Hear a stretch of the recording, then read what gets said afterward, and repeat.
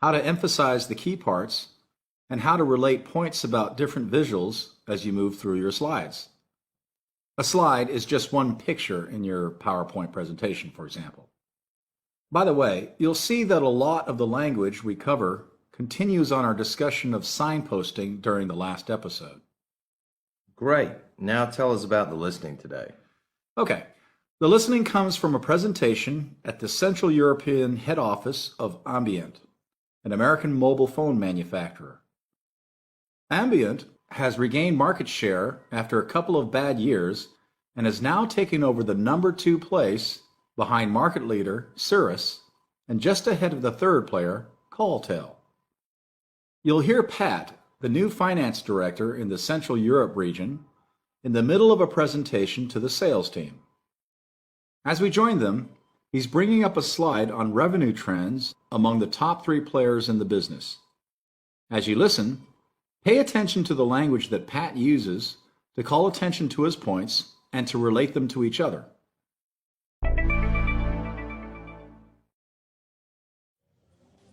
Everybody ready? Okay. I'll lead into our discussion today with a quick look at sales over the last 5 quarters. I'm going to bring up our competitors one by one so we can have a look at how they've been doing in contrast to our own performance. Okay. Well, first there's Calltel. As I'm sure you all know, they've been making a play for the low-end market since they sold off their network division. We can see the boost in sales they reaped in Q4 of 2006 when they brought out their new budget price points. But that's only part of the story, as we'll see a little later. Next, we have everyone's favorite, Cirrus.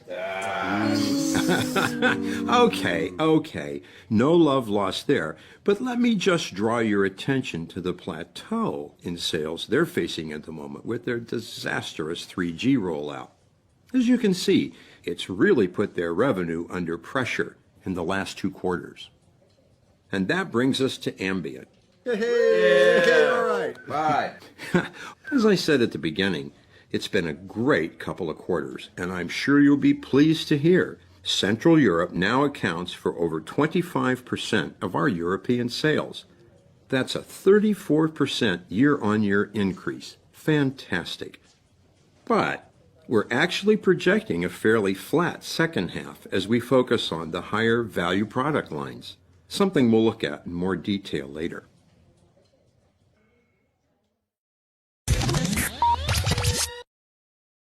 Pat has clearly signposted all of his points and used some very effective language for highlighting key trends. Let's take a closer look at how he does that. Listen again to the beginning.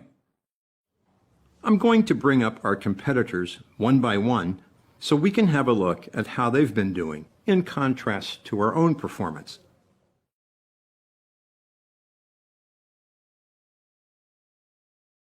This is Pat's introduction to his slide. He is giving us the background on what he plans to say so that we can follow him and keep everything in context. He says, I'll lead into our discussion today with, from this, we can tell this is the first, or lead, slide in his discussion. Now, let's look at some of the vocabulary. A quarter refers to a period of 3 months. There are 4 quarters in a year. You can also refer to them by number: Q1, Q2, Q3, and Q4. When Pat says he's going to bring up their competitors one by one, he doesn't just mean mention them. He means he's going to show us a graph where each competitor's revenue figures are brought up onto the picture one at a time, building up until we have 3 trend lines to compare. You can refer to the study notes for this episode to see the actual graph Pat is using. This is called a bar graph because it is composed of a series of bars, or thick vertical lines that look like chocolate bars standing on end. Okay, let's practice some more language we can use to introduce a point. We'll kick off the discussion today with an analysis of our revenue figures over the last 3 years.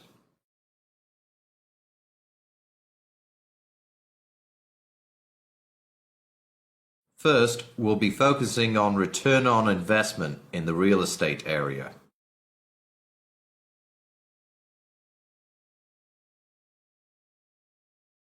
I'd like to begin by going over some of the key concerns that the marketing department has voiced on this plan.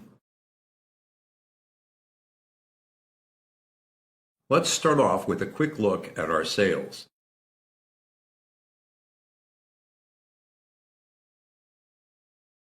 Now, what does Pat do next? He calls attention to the first trend he brings up on his graph. Okay, well first, here's call tell. What is some other language he could use to call attention to a visual? Have a look at this. As you can see, Take a look at this. Well, first, here are our total profits in 2006. All right, what happens next?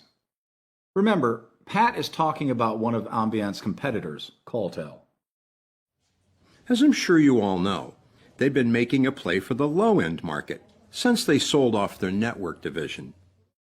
As we'll see again and again, competition between companies is often described in terms of war or sports metaphors. To make a play for is an idiom that means to try to acquire or to control. Pat's sentence literally means that Calltel is trying to improve their sales in the low end, that is, low price market. Now here's an important point. Remember that Pat is what we call the new kid on the block. That means he has not been working for Ambiant very long, whereas many people in his audience will have been with the company for years. At this stage in his presentation, Pat is making some fairly simple points because they provide important background for his later analysis. But everyone already knows what he's talking about. So, especially as a newcomer to Ambiant, it's important for him to show respect for his audience. As I'm sure you all know, is a great way to do this. Let's learn some other ways to respect your audience's knowledge. As you are all aware, we are facing some difficult choices over the next 6 months. The past year has obviously seen some tough challenges from our competitors. Most of you are familiar with our productivity figures, but for the benefit of those who aren't, let me briefly bring them up on screen.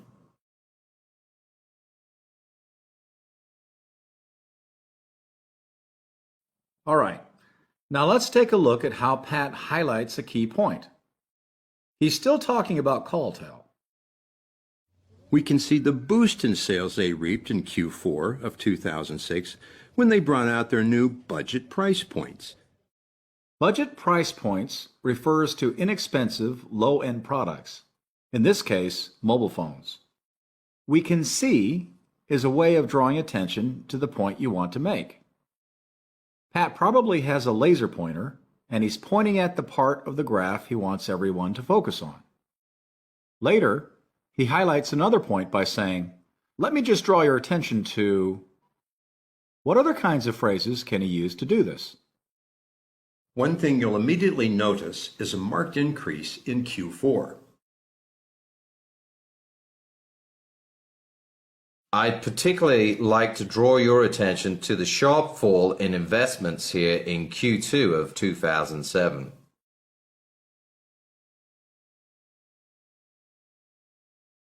I'd also like to point out the strong growth in the luxury sector.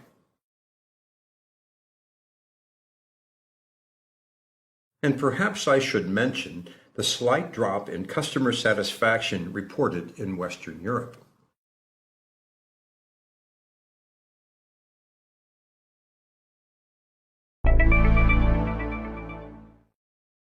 Since highlighting is such an important part of getting your message across, why don't we practice this skill? Are you ready? It's your turn to give it a try. In a moment, you'll hear a series of points, such as fall in sales, Q1. After each point, you'll hear a beep. That means it's your turn to start talking. use the phrases we just practiced to draw attention to each point. For example, if you hear fall in sales Q1, you can say something like, one thing you'll immediately notice is that sales fell dramatically in Q1. Are you ready? Let's begin. Sharp increase in revenue 2006.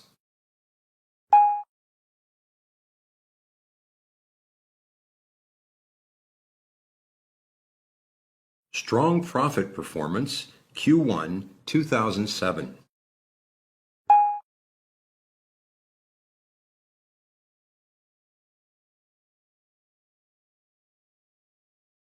How did that go? Listen to some example answers. I'd particularly like to draw your attention to the sharp increase in revenue in 2006. One thing you'll immediately notice is the strong profit performance in Q1 of 2007. After telling us that Calltel has improved revenue by selling more low-end phones, Pat does something very interesting. He foreshadows a point to come. Foreshadow means anticipate or give a hint about something. But that's only part of the story, as we'll see a little later. Pat is essentially giving us a hint about a key point he's going to make later in his presentation, which we will see in the third episode of this series. Foreshadowing is a great way of keeping the audience interested, and also of relating the structure of your presentation internally, so that audience members will be able to think back clearly to a point that you made earlier when it becomes important for your analysis later. Are there any other examples of foreshadowing in today's listening? Yes, this is something Pat does again at the end when he says, but we're actually projecting a fairly flat second half as we focus on the higher value product lines, something we'll look at in more detail later. By the way, project means to predict, and flat refers to little growth, a flat trend line. All right, how else can you foreshadow a point? And that indicates reasonable growth in this sector, which we'll come back to in a moment. As I'll point out later, we've only seen limited success with this strategy. For now, let's keep talking about marketing channels.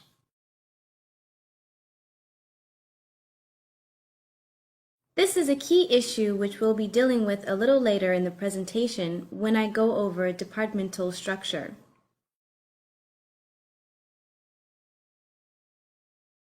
What happens next? Pat brings up the trend for the second competitor onto the chart. Let's listen.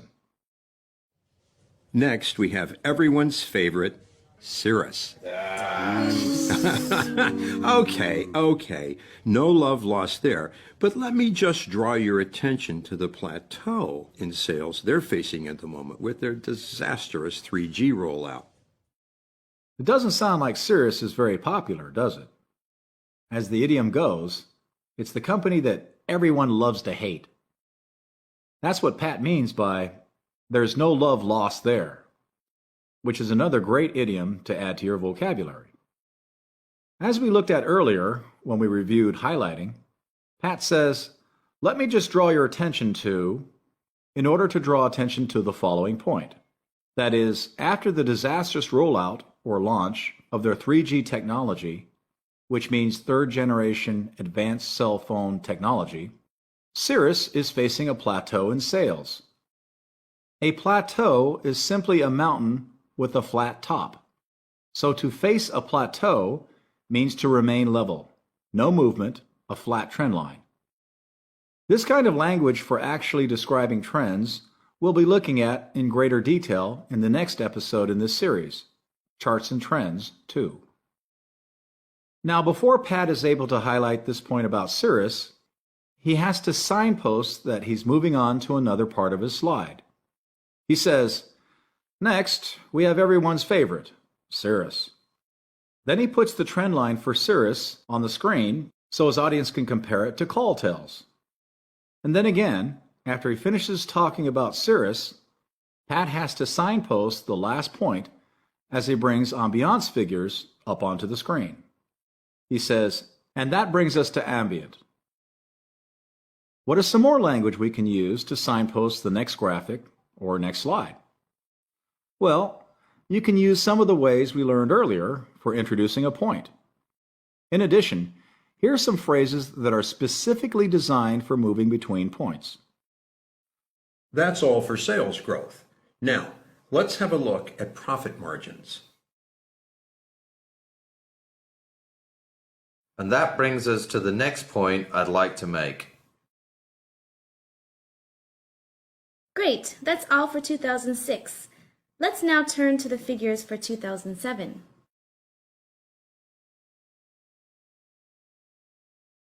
That concludes the first slide. Let's bring up the next. Now here we see the current state of the market.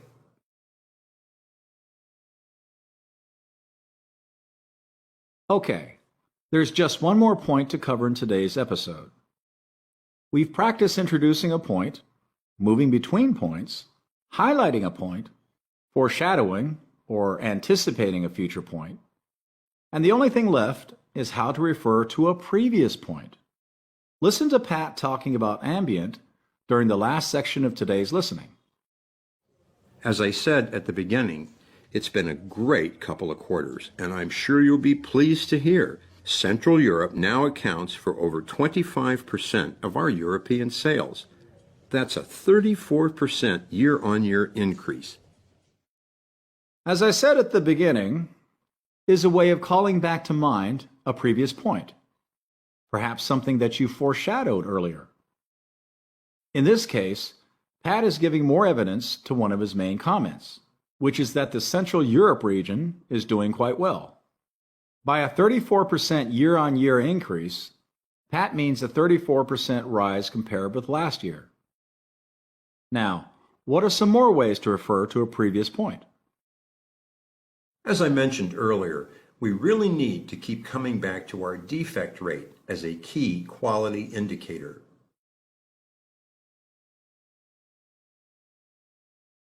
Returning to what I said earlier, this is definitely an area of concern for us in the future.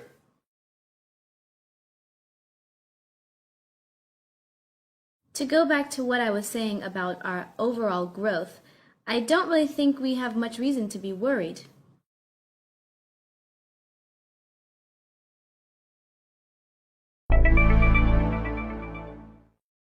And that does it for today's episode. You practice a variety of signposting language for emphasizing or highlighting important messages and relating the points of your presentation to each other. These are very important skills to have. Practicing this language will help you prove the old saying true by making each of your pictures truly worth 1,000 words. Now, just a little foreshadowing here. In the next episode, we'll be dealing in detail with describing trends. We'll be learning a variety of lively and vivid language and structures for concisely describing the main trend lines in your charts and graphs. You're listening to Business English Pod, the business English podcast for professionals on the move.